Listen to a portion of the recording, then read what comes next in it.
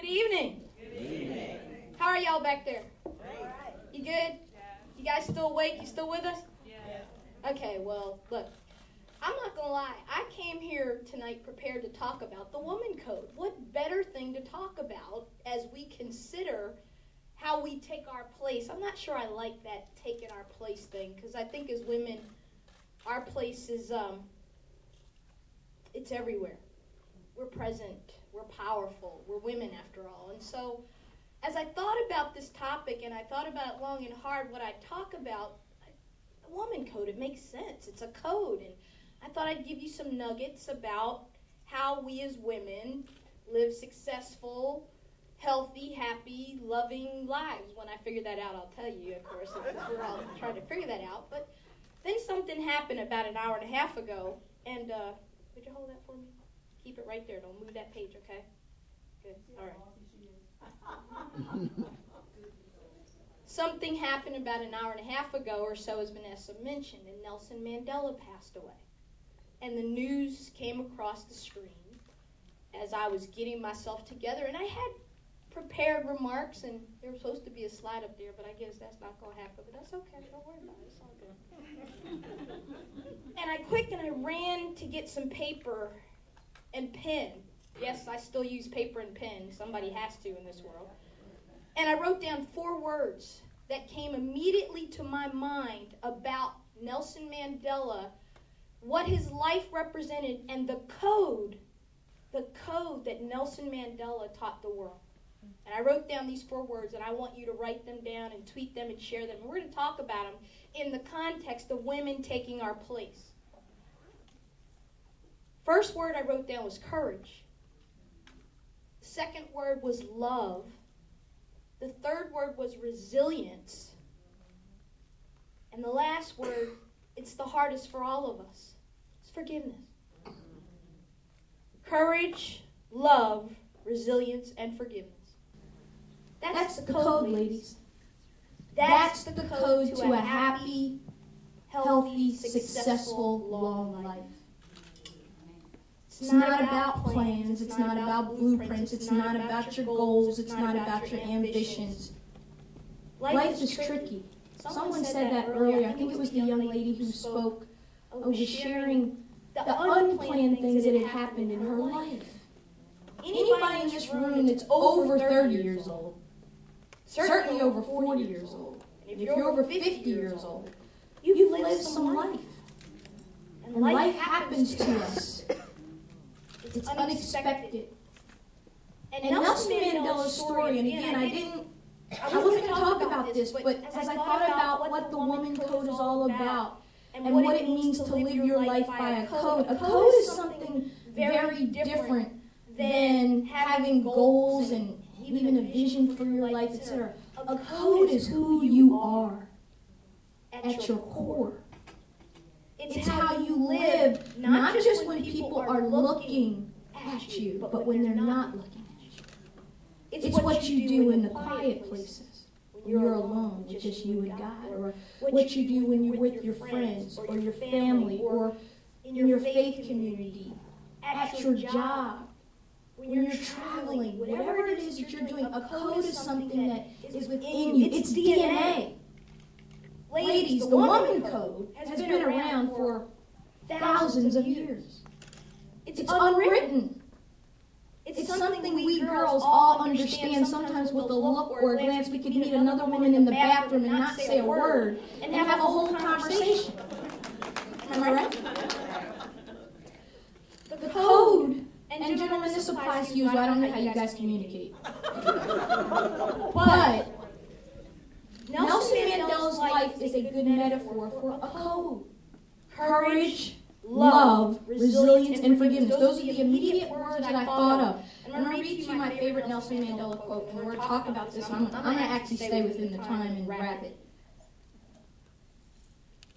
One of the pluses to speaking for a living and doing TV is you know how to keep it tight and wrap it and keep it moving.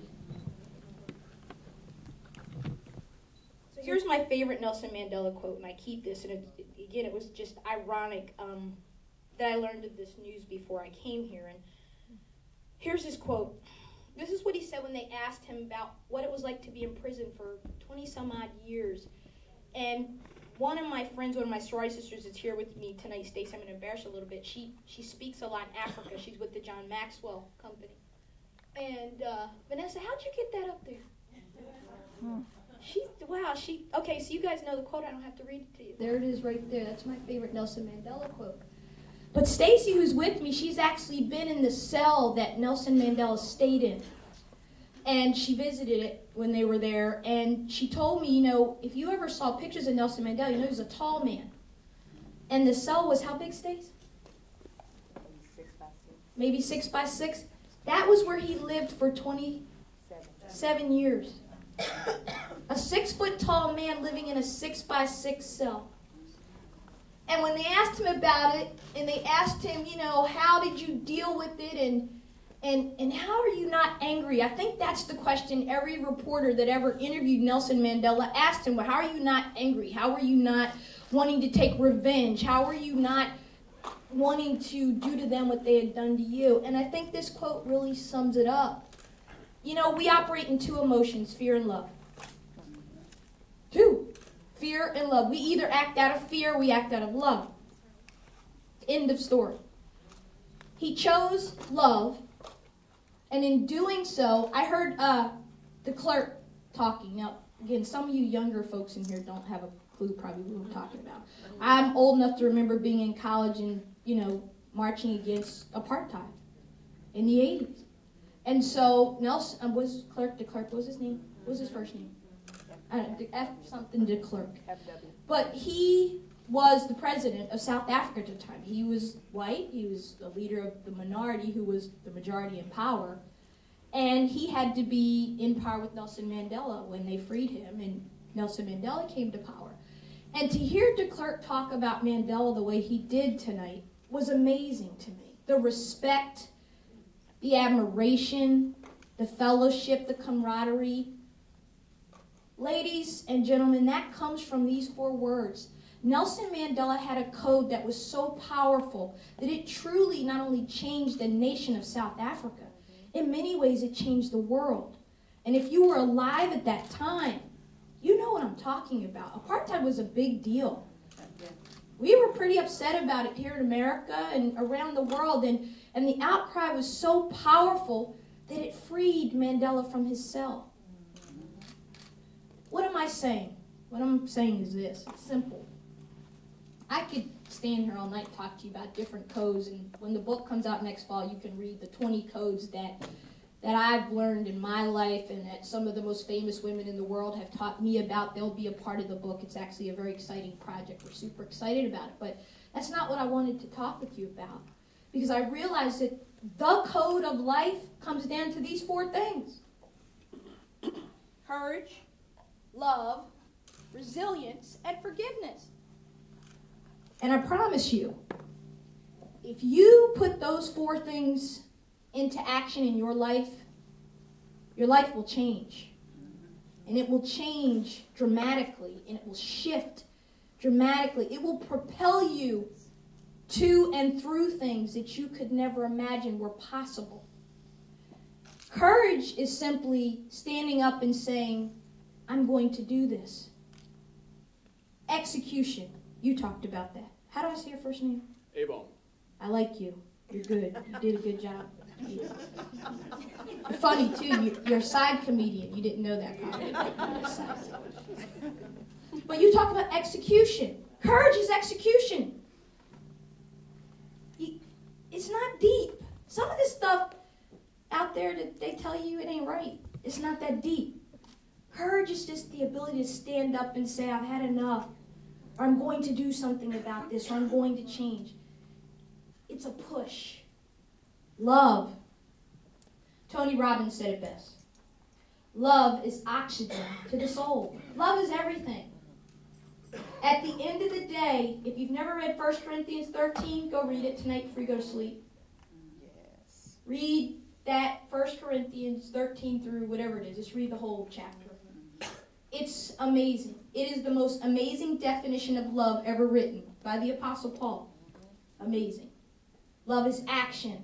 Love is power. Love is grace. Love is mercy. Love is, it covers. Love.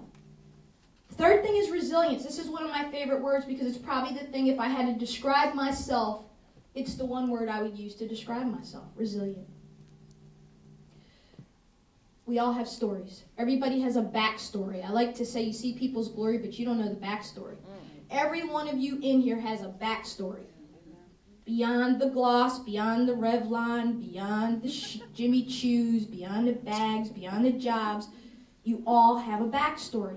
And it makes you really who you are. It's that part of your life that not everybody gets to know about, but you stood back up every time you got knocked down. You remember those things when we were kids that you could punch and it kept... I don't know what they were called. But we were right. You'd punch it and it'd come right back. That's how you have to be. Ladies, if you want to take your place in the world truly, you've got to be resilient. Because like I said, life is going to deal you some things. Life is a storm. It's a great metaphor. One of my favorite books, The Count of Monte Cristo. Life is like a storm. One moment you're basking in the sunlight. The next, you're crashing on the shoals. The shore. Isn't that what life is like? Tosses us all about. So be resilient. Your power rests in your ability to be resilient. And then finally, the last word, which is the hardest one for every single one of us in this room. I don't care if you're a clergy.